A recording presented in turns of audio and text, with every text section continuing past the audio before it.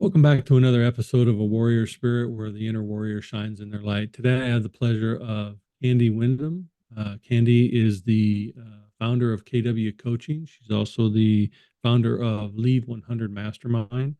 Kandy has been in some of the same circles that I've been in, and I've watched her uh, grow and blossom. And over the past few months, I've really come to respect who she is as a coach and as a person who loves life. So, Kandy, thank you for joining me today and welcome to the show. Oh, thank you so much, Deborah. I appreciate it. What an introduction. I only try to be honest. You have an amazing story, and your journey has been kind of what this platform's been built on. So I appreciate that. Where did you grow up? Where's your beginnings? Well, actually, I'm from Cali, Colombia, and I moved from Colombia to the United States 23 years ago. So you're sort of a native, but not. Yeah, right now um, we have a half. yeah, half and half. Did you move directly to Florida, or where'd you come to when you came from Well, Colombia? actually, I met my husband in Colombia. He was in the Marines, and we immediately moved to California, closer to Camp Lejeune. But I'm not that So Mhm. in California. when you were in Colombia, what was it like growing up in your region? Colombia was hard. It was a really hard. I can tell you that if you want to know a woman that knows what is going to school with not lunch, not breakfast, not food in the stomach, that was me. You want to know somebody who really grew up in a third country where it was literally like closed for like twice a year, that was me. That's literally how I grew up. So fairly poor. How did you manage to stay out of trouble? Because in just in poor neighborhoods, you either are working to get out of it or you're working to stay in trouble in it. So, Well, something that and this is something that it comes to me, it's been since to date, is that I love learning. So school was always been my first choice. And even though that in Colombia you had to pay to go to elementary school, middle school, and high school, I didn't pay nothing because I always got a scholarship, a grant just to go. And that was something that I was proud because I've always been the top of the class. So that was just something that is, I would say that it was making a difference. so you worked your way out of it through your hard effort. And did you have friends and family around you who helped guide you, or were they kind of friends and family that didn't quite make it? That's funny, but I'm not that type of person to have too many friends. I literally, the person that I was well, he's still alive. He was my grandfather. He was always my guidance for everything I was doing. He's like, Candy, you gotta do this. Candy, you got. So he was pretty much my guide until he died a few years ago. Mhm. Well, he guided you in the right direction for sure. Um, just curious, how does a girl from Colombia meet a Marine and fall in love? Well, I actually know the story. It was a little quicker than that. So let's start with how'd you meet your husband, the Marine? So this is funny. I got invited to a single party in Colombia, and the invitation came to my sister's name. But my mom was like, "You need to go. You need to go." So I actually got the ticket. I went to the party on my sister's name, and that's where I met my husband before the party ended.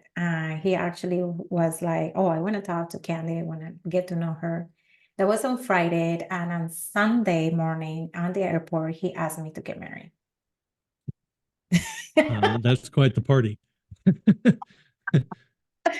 Yeah, so And you said yes. yes, we got engaged, and 3 months later, he came back to Colombia. We got married in 2001. So who who who says yes after one date, and who says yes after such a short whirlwind? Like, what prompted you to? What was it about the situation? Because look, the reality is you're a really pretty girl, you're outgoing, you're funny, you're bubbly.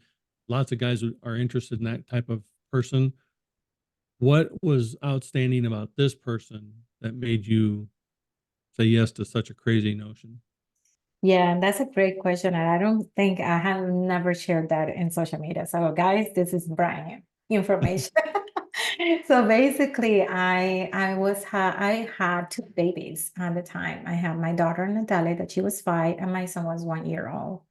And we met on Saturday to have breakfast, and he was all about my kids. He just completely like the father that I was looking for. And when I saw him, I thought, oh my God, this is the guy, because most of the guys, they love the woman, but they don't love their kids. But he actually was more interested in my kids than myself. Oh, nice. Yeah, I actually raised three kids that were not biologically mine. So I totally understand, when you're involved with a woman, it's an entire package. And if you don't like the entire package, don't just unwrap the bow. You know what I mean? So Yes, it's admirable that he fell for your kids as well as falling for you. How long have you been married now? 23 years. So whatever was in that Kool-Aid at the party, you want to bottle it and pass it out to others because that's a it's an awesome journey and an awesome story. So as a Marine, I know he was probably stationed in multiple places. What was it like when you had to move from your country the first time? Wow, at first I was super excited, but I didn't know what I was getting into it because to me, the word military and Marine was completely new. It was not in my vocabulary and it was not my normal life. So when I got in California, the first thing that I heard from him was that, oh, I'm gonna get deployed. I thought, oh, what? So literally he told me to start like growing, like Candy, you gotta speak English, you gotta drive, you gotta be independent. And every time that he was overseas, he was like, "Can they remember? I might not come back. Just wanted you to know." So he always put in my seed that I have to grow and grow and develop myself, and that's what it gets me where I am right now because I have to just.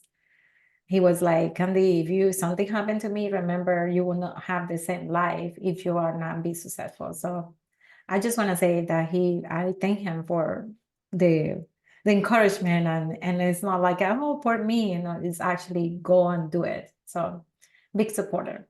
Mhm. Well, did you speak as fluent English in Colombia as you do currently? No, he didn't. He didn't know Spanish, and I didn't know English.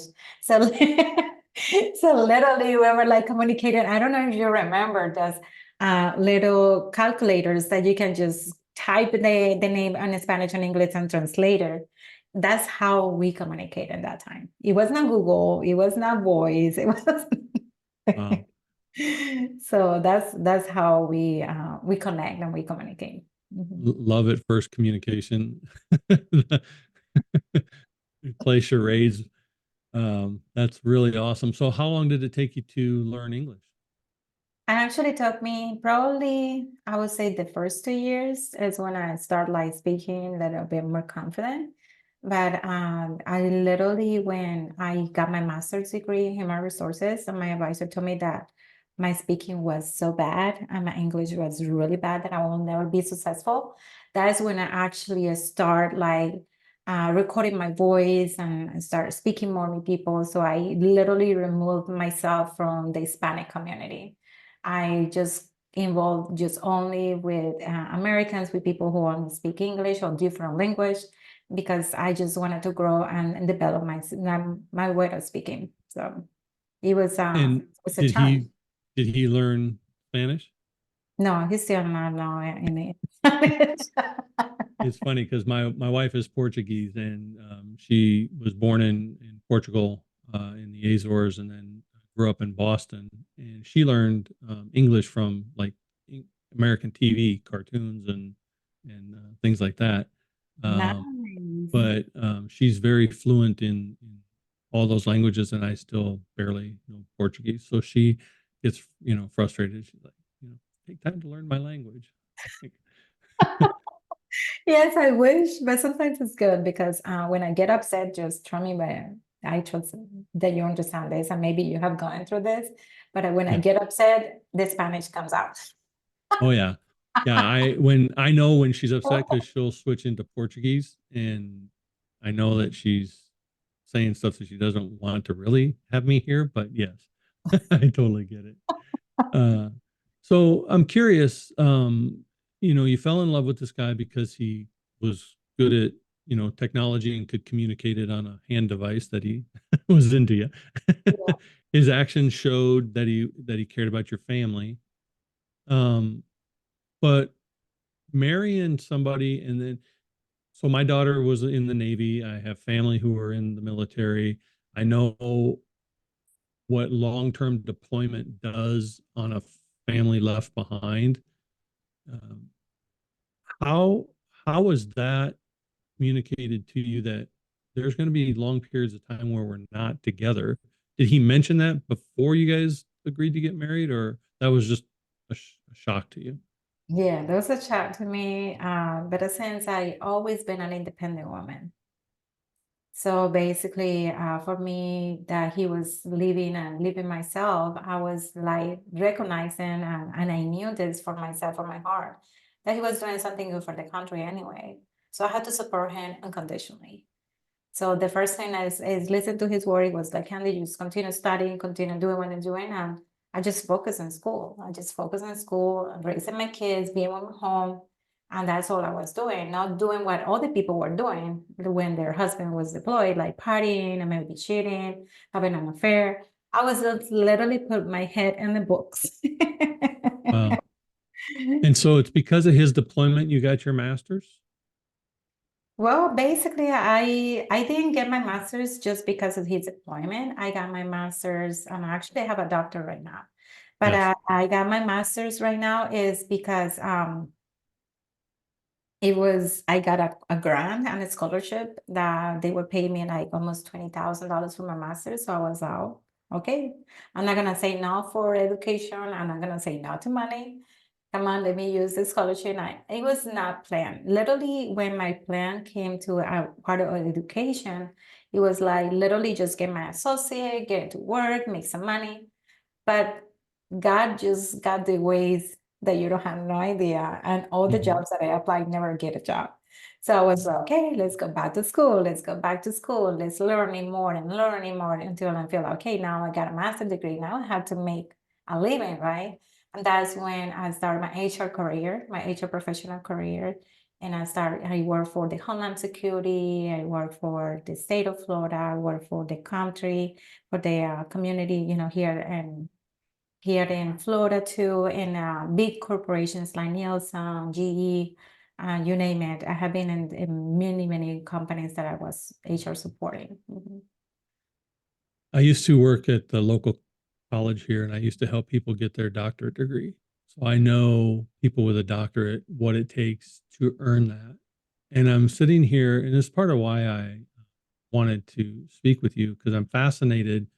The girl from the streets who couldn't buy food or lunch is now a doctor and has worked for major corporations, Homeland Security.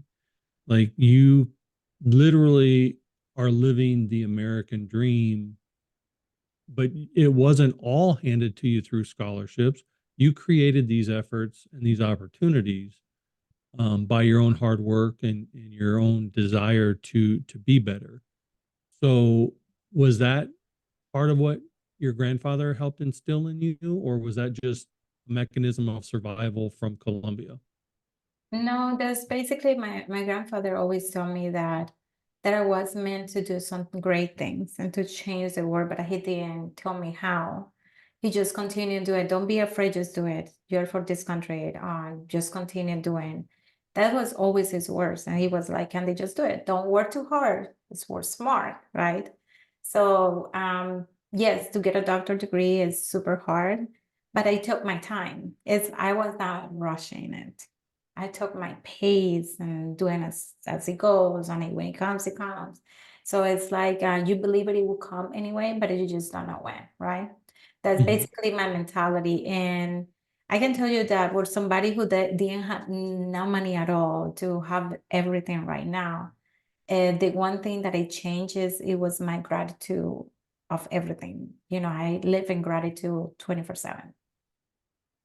So as and having again seen people who've gone through this process of becoming a doctor and understanding, what it took to get my own master's, I understand the higher education and the dedication it takes to, because now you're writing two theses, one in your master's and then your dissertation in your doctorate, and that takes away from family life.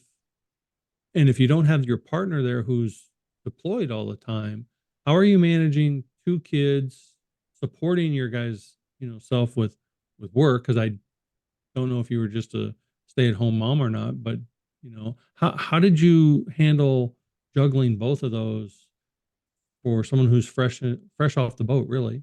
That's what I call it, the power of focus. Honestly, because if Brian's sitting right now and you ask him this question, I will say, I don't know what happened. It's like you being in this incredible, beautiful energy from God that you just focus on one thing. Just put your head on down and you don't think about anything else. Yes, I had to say no to dancing because I love dancing. I love going to a club. I love to have fun. And I had to say no to those things. I had to say no to my family's reunions and parties. I had to say no to so many things, but I have to say yes to the opportunity to grow myself and do what I wanted to do, and especially build the business I have.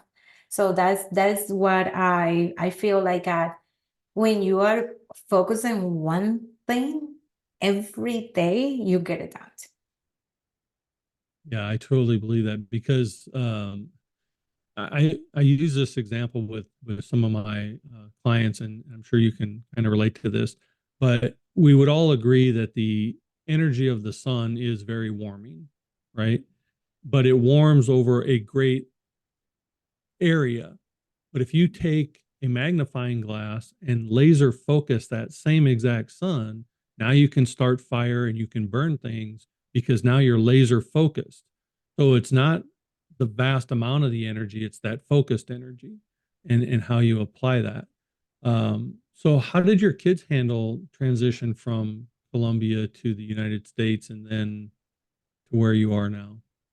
Oh my God, how the transition? Well, they were so little. Literally, it was easy for me. And I have a third son that we have together, and they grew up in competition. So how actually to be able to integrate my schooling and my focus on, I was like, okay, guys, so who has homework this week?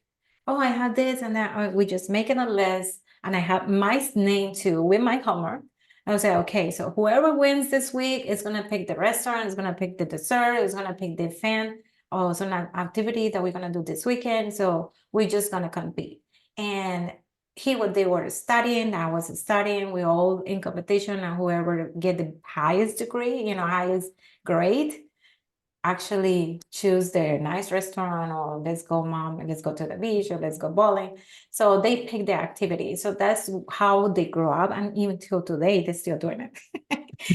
Even though they don't live in my house anymore, and an empty nested because they all move out already. But that's how I was able to integrate my schooling, so it doesn't feel like I was being away of my family, being away from everything I was doing. I was with them Yeah, while I was learning. nice. And you got your master's in HR.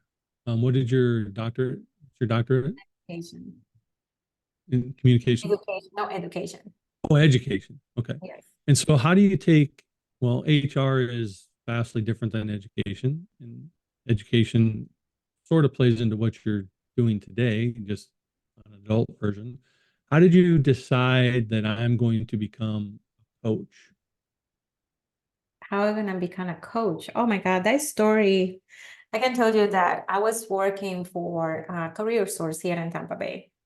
I was there in the office when I received a phone call from my daughter that my son was missed 2 days at school. And I was like, what? How did I didn't notice? Because I was working, I was at school. doing so many things that I completely forgot what my kids were doing. So I asked my manager, I said, hey, I gotta go home. I have an emergency. My son didn't go to school for 2 days, and he's posting this in social media that he's gonna kill himself. I gotta go home. And they said, this guy said, oh, but you gotta complete your timesheet. I literally was said, it's like, just get your timesheet, have a fun with that, and leave in. I see you. And I Hmm. just left work that day, and I never come back. I drove home for like 45 minutes. It took me, I feel like I was driving for 2 or 3 hours. It was taking so long until I get home. And I saw my son, and I was like, Candy, you gotta find a way to be home and do something. You got to do something. You have to do something. So the first thing that I did is I'm part of this Tony Robbins, and I went to Tony Robbins event, UPW, and I took my son there because, he always talk about the breakthrough of people that are going through suicidal thoughts and things like that. So I was like, oh, I got to take my son there. And I took my son there to UPW for the first time ever. We paid the best ticket in front of the stage. My son was having so much fun. It was day one, and he was like meeting a lot of multimillionaires there.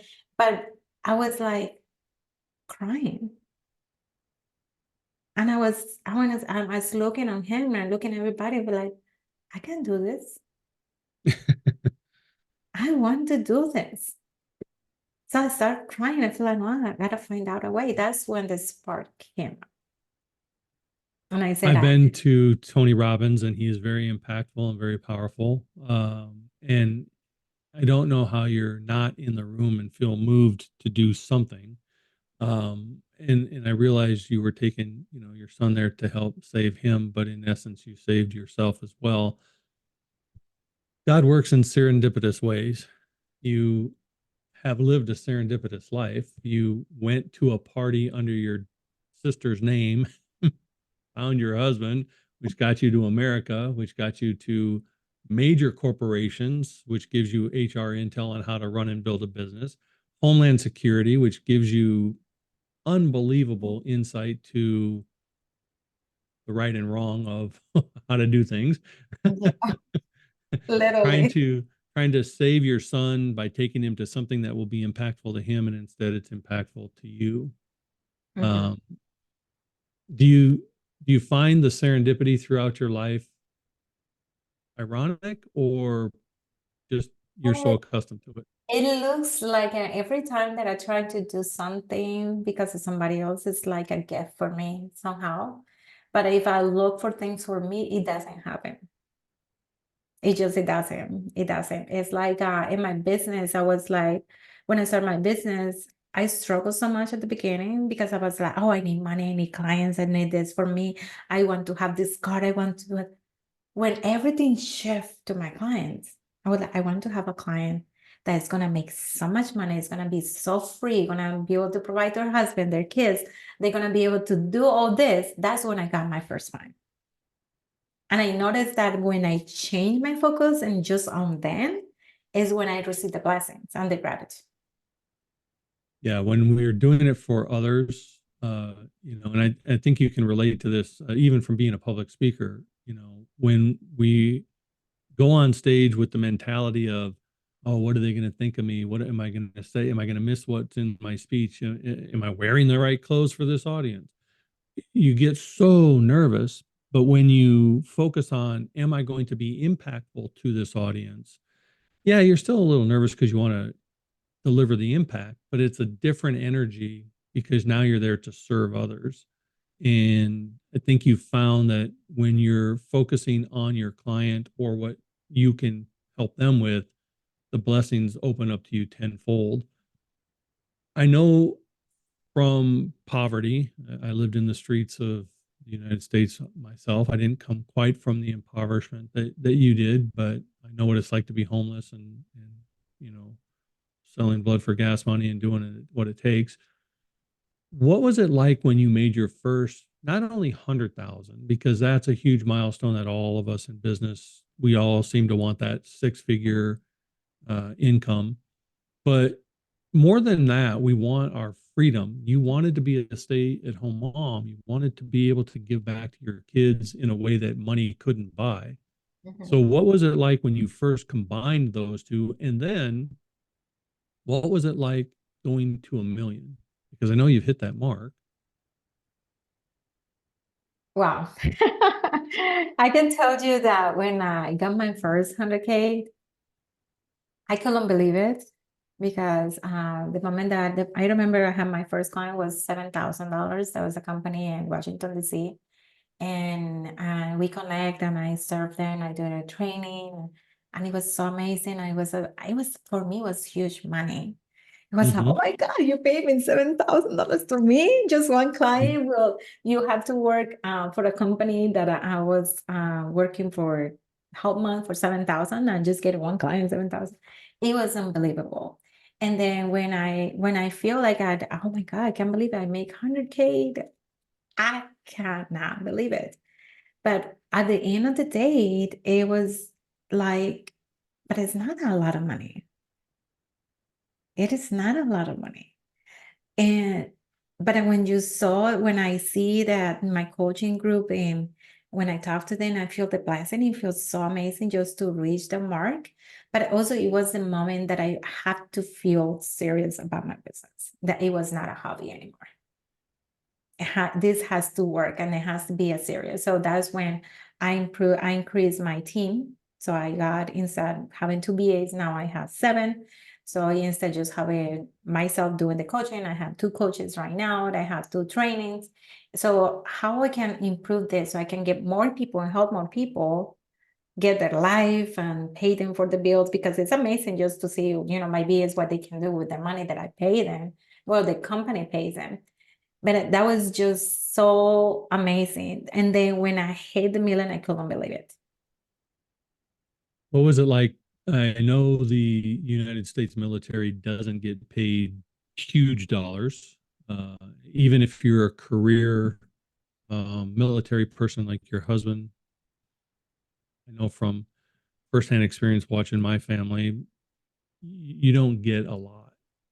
My stepson was actually over in Iraq for a couple years, Mhm. and when he when he came back, they gave him 2 weeks of quote unquote debriefing therapy, and then sent him on his way.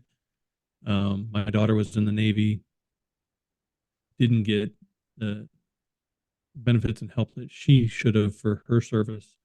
So, what was it like for your husband, who basically brought you over and said, "Go for it," and then to see the vast arc that your life took? What was it like for him? For him, oh my God, it's still a challenge because he's still competing with me. It's like, but I make this week this amount because when we share a week, okay, oh my God, I just made this weekend 150 or 200. And he was like, wow, I made this. I said, we are not competing here, honey. We are not competing here. I'm doing this for all of us. So it's basically share with your partner, with your other half, that what you're doing is for us. It's not for just me, because in his mind, especially the military, is like they want marriage is about providing, and if Mhm. they are providing, but then they feel like their wife is making more, they're not gonna feel like providers, right? But at this moment, even though that have made $1 million, in my business, I literally still make him pay for my nails, manicure, for my hair. I let him pay me for my dinner because you have to do all those little things. But basically, it's like, yes, this is a blessing. This is what we can do together, to buy we bought our next home a few months ago. It's beautiful. Now we're planning to buy another one in the mountains, and we are planning on those things together. But he's still like, he trust me, Daryl. It's like he feels like it's not good enough what he's making. But I told him what you make has made me where I am right now. So thank you. Yeah, I think part of that is the male ego, and part of that is the military ego. Like, it's ingrained in many of us that we are, still the hunter gatherers, and the wife is who we're hunting and gathering for. And when our wife not only exceeds it but blows it out of the water, it's an ego check that we have to stand back and go, "Thank you," instead of being jealous of it, or kind of wounded ego. You really have to step in and go, man, I am so proud of her. And anytime I'm only speaking from my personal experience, when I ever see my wife when she's excelling, I'm her biggest cheerleader. And I'm because for her to step into who she is and stuff just makes my heart grow. So surviving 23 years in marriage with all you've been through, I would imagine that your husband has that same mentality. Biggest cheerleader, just thrilled to watch you. Mm-hmm. Yeah, and everything I can say that yes, we've been working together in so many things, and I built my business pretty much by myself. But he has been, if it wasn't he supporting next to me, like, come on, Candy, you can do it. Sometimes I didn't have no sales for the whole month, and I had to pay my team. I had to use his income. Honestly, that's true. I was literally, honey, I gotta use your income. I need to pay my team. I didn't make any sales. So those little things, and I'm super grateful that it happened. And I'm just grateful for everything he has been giving me. But I feel like something that is really important. I believe that is gonna help your audience, whoever is listening to this message, is that everything is possible as long as you laser focus on the things that you want. What did it take from you to go from that Tony Robbins moment to building your empire? I know So, laser focus, but what was the arc of time? so basically you have, this is what I call the 6 Ps. Mhm. Uh, you have to remove yourself out of the equation to be able to serve and add value to others.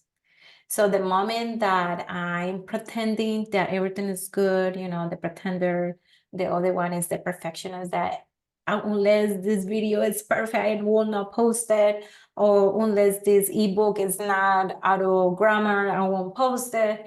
And the perfectionist, the procrastinator, no, I will do it tomorrow, next week, my team, all those things that I have to remove from my habits for myself to be able to actually be an empowered. Because one of the things that it was very painful to overcome was the people pleaser. Mhm. So when I was pleasing everybody else except for me, or when I realized that when I put everybody else first before God, right? Because God is living inside of us. If I'm putting God second, that's just making it wrong. That's when I realized that, oh, Jesus, now I have to put God first. And that's when I realized I had to love myself as I love God. And that's when it changes, and I overcome the people pleaser. But the last one, that was the hardest one, it was pride, Mm. asking for help. Mhm. You have built an amazing life for you and your family. You've lived an incredible journey. Um, some we're all aware of, they go from nothing to everything, and they don't stay humble along the way. How did you not fall into the pitfalls of wealth and all of that brings? And you've run in some pretty fancy circles, so I'm sure you've seen it, where people just fall into the um, ego of having money. How did you manage to avoid that pitfall? It's all about depending on the beliefs that you have about money. So if you believe abundance is money, you will welcome money on any sources. So right now, my belief is that I all welcomed all money from different sources of life, because God can give you the money in many ways. And you deserve everything. If you want to have $1 million home, why not buy it, right? If you want to have this, you can have it. the point is how you're going to use it. It's not what do you have, it's how you use it, right? So the most important part is I use everything in a gratitude, and I will never stop saying that. It's like I'm grateful for my computer, I'm grateful for my house, I'm grateful for my car to take me to work or take me to the meeting, take me to the mall. Always is like gratitude for every little thing. If I buy a purse that cost me $4,000, I would say, I'm grateful that I had the money to do this. You know what I mean? Because most people will use their credit cards, or they may get in debt or asking for a loan just to have that, and they don't even have food in home. Right? But just being in gratitude of just having it, why not? That's just a blessing, because God wants you. Everything that you ask Him is a yes. So you said, I'm not confident. Yes, you're not. You said, I'm confident. Yes, Kandy, you are. So it's gonna answer yes for everything. So it's all about looking in it in a gratitude way, and not bragging for anything, but I show people that it's possible for them too. Mhm. You Yeah, know. one of the things I've admired as I've watched, your arc, um, you post a lot of your trips and your fun and your enjoyment in life, but you also circle it back to work involved to do this. Like, it didn't just materialize out of thin air because I prayed for it. It materialized because I worked in unison with God for it. And I do it for what I can give, not what I can gain. And in this world of coaching that you and I are both a part of, that's not always the case. You're Mhm. not immune to seeing those charlatans that say, buy my program and have the million tomorrow. Uh, you are a part of that says, if you do the work, I can show you the way. And there's a huge difference. So, from one coach to another, I salute you and give you great admiration for keeping it authentic and real. And even though you post the extravagant, you also balance it with posting the effort and the work. Because I've seen you go from the beach to the boardroom almost in the same video, and long hours and long days building for others to be able to learn from. So I commend you tremendously on that. So thank you for being an authentic, genuine person in this field of sharks. Thank you, Dara. When you were speaking, something came in my mind because I went to Colombia 2 months ago, but and then I didn't want to cancel none of my meetings. I was like, no, I'm not canceling, because I'm selling that you can work and have fun at the same time.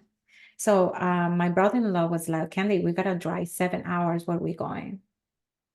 Oh, Jesus. Okay, so I gotta call my cell phone company, get a basically a hotspot really fast, and then I'm gonna connect my computer. And I actually did all the meetings from the car. So you found a way. And my clients were like, oh my God, Candy, I'm so happy. They actually got inspired. I feel like, oh my God, they're probably gonna judge me because I'm not in my studio, right? But they were like, no, Candy, I'm so happy that you're doing that. You continue doing coaching and doing the trainings while you are actually having fun with your family. So yes, it is possible. It's just you have to find a way, and this is the only way that I can share with you, is doing everything virtual. Well, you can reach more audience. Certainly, anyone who's listened to my podcast has heard me tell my story of my father when he passed away. I was in real estate full time and had to sit at his deathbed writing a real estate contract while I watched him die. And that angered me so much that Um, I was giving more to my clients and my business than I was to my family. And I vowed that to be never again. So, um, stepping away and having the freedom that you have to do what you're currently doing is important, I think, because a lot of us get caught up in work, work, work, work, but we don't balance it with life, life, life. And a business coach of mine once said that really helped change my philosophy. They said, build the life you want and build your business around that, not the other way around. And No. I see you doing that all the time. So, Yes, yes. I have a day that I don't get nobody allowed to block it, to put any meetings. I'm not flexible at all. That day is blocked, period. That's me time. And even if it's something that they're gonna pay me a lot of money, you gotta wait until Thursday, you gotta wait until Friday. I have my standard and people wait. So it taught me, like the people pleaser, like, oh no, yeah, yeah. No, no, no. This is my time. This is the day that I do my nails, I go to get a massage, I go to the beach, I go running, I do whatever I want to do.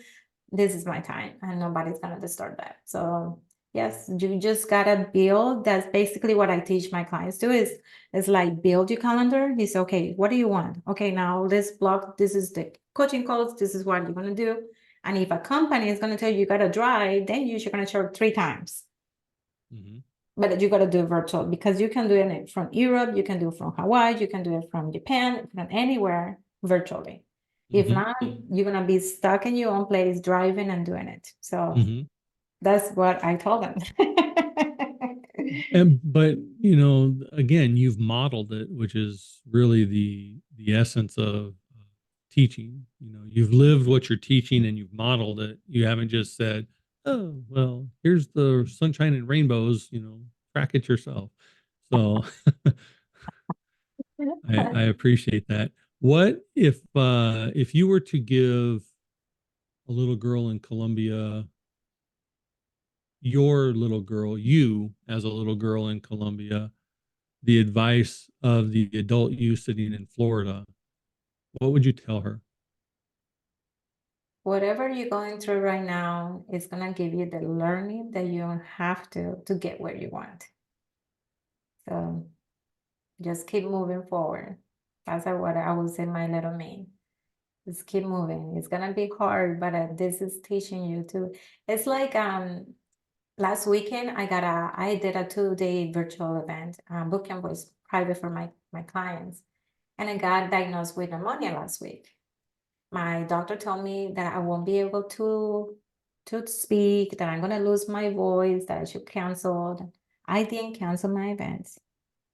I just prayed, and even the minutes before I turned on my camera on the event, I said, God, please, I am your instrument, your tool. So give me force, give me strength. I didn't lose my voice. I didn't cough. I didn't sneeze. I was working all 2 days with no problem. It was amazing event. I got clients from that event as well. So I would say to you right now that you have to have faith.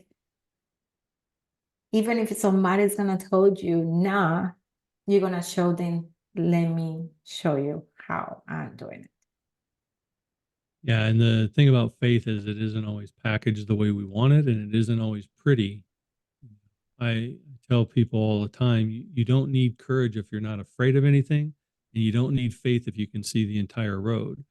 It's in that darkness where you have to take the step forward that your faith comes through. And then the safety net materializes and you're blessed beyond measure, if you do it with the right intention. So, um, yeah, I really love what you do and who you are as a person. I look forward to getting to know you even better. My wife and I will be in your area sometime. We'll have to sit down for a real coffee instead of a virtual coffee. But I'm going to ask you one last question. Since you were kind enough to come on my show, I ask it to all my guests.